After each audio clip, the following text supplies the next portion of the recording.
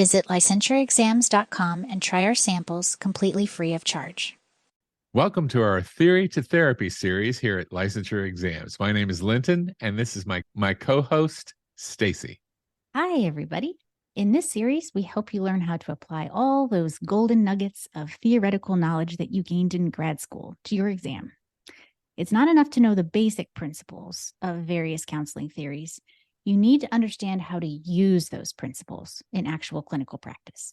Yeah, that's true. You really do. So how about it, Stacy? You ready to read a case for us? Let's do it. So we've got a case that may resonate with some of our listeners out there. It's about a client named Rachel, who's in the process of obtaining her master's degree in counseling. Now, Rachel is struggling with anxiety as she prepares for her licensure exam. Yes, I say that's a pretty accurate situation. Challenging exam and anxiety can be a major obstacle. Yes, very true. So let's approach this case like we would on the exam, where you're presenting with the client and some background information about them. Tell me a little bit more about Rachel and how anxiety is impacting her life. This will give us an idea of what theoretical framework we can use to help her. Good thinking, Linton. So Rachel is in the final semester of her program, and her anxiety is in overdrive as she's planning to take her licensure exam in a month. She was actually diagnosed with generalized anxiety disorder in her teens, and she was in therapy for several months after first being diagnosed. So she's been able to keep her anxiety in check, but has not been able to achieve long-term relief. And lately, she's been feeling overwhelmed with the whole study process, and she says, quote, "There's no way I'm going to pass the exam." Oh, so many people would take that attitude. So, okay, a history of generalized anxiety disorder, history of mental health treatment, but no long-term relief, right? Yep. And negative self-talk. Does that sound about right? Yep, you got it. So Rachel also tells you she's scared about what's going to happen if she fails. And, she's worked so hard for this degree and her family has high hopes for her. She's the first person in her family to go to college. And her family says that, they're all really proud of her accomplishments so far. And she's really worried about disappointing them. If I had a nickel for how many times I've heard that. No kidding. Well, we'd both be rich enough to immigrate to Grenada in the West Indies.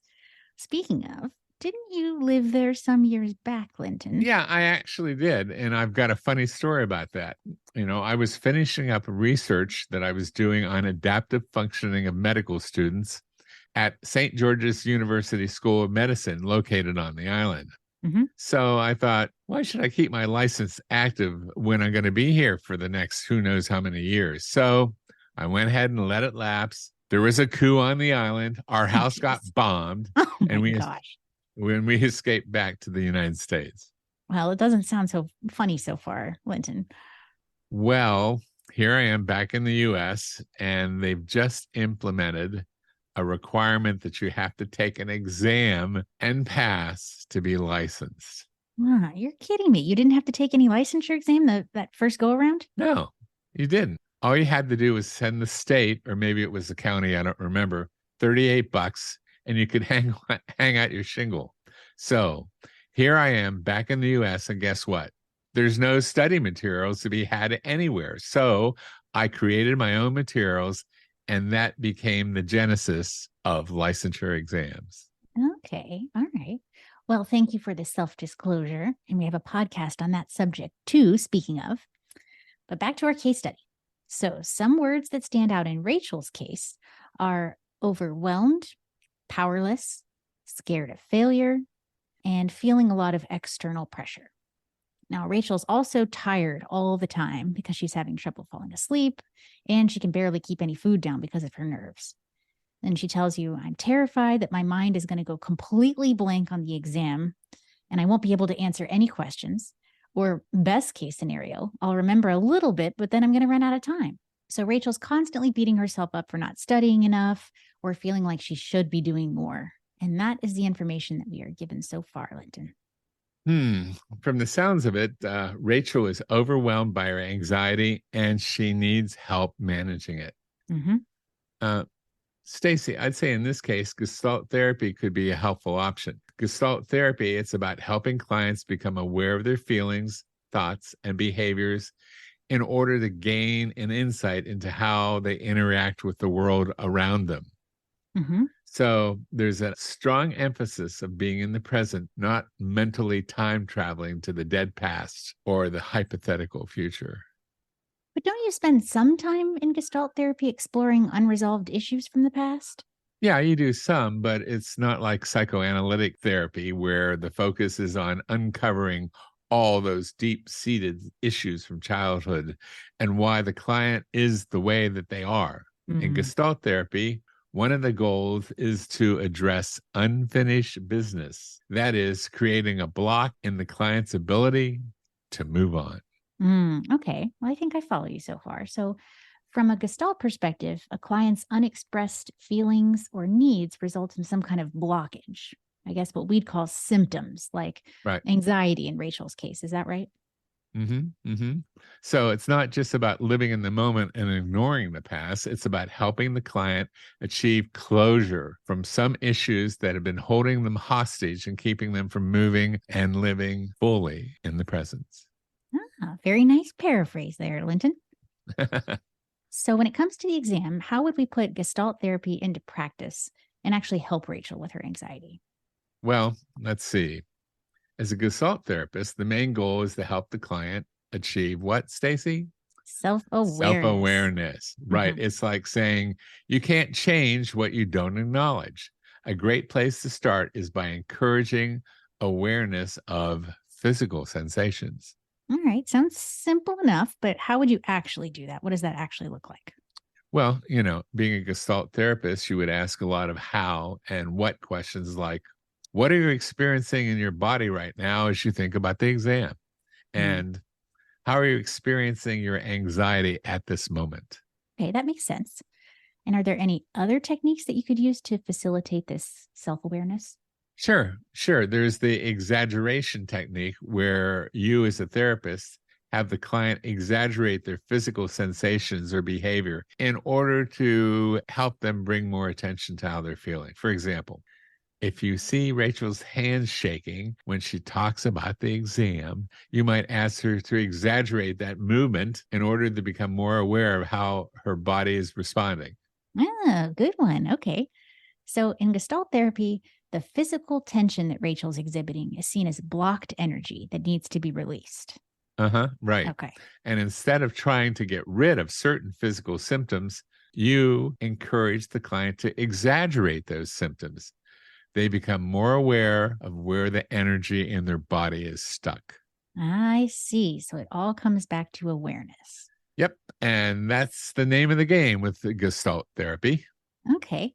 So what about when Rachel mentioned that there's no way I'm going to pass the exam, or when she said that she should be doing more? It sounds like there's this theme of powerlessness. And I know Gestalt is big on personal responsibility and taking ownership of your experience instead of giving that power over to external forces. So how does Gestalt therapy address that? Well, before that, Stacy, who's the guy that's really important that always said there's no shoulds? There's no shoulds. Oh, I don't know. Tell me, Linton, tell me. History lesson. Why, you expect me to know? I'm just asking the questions.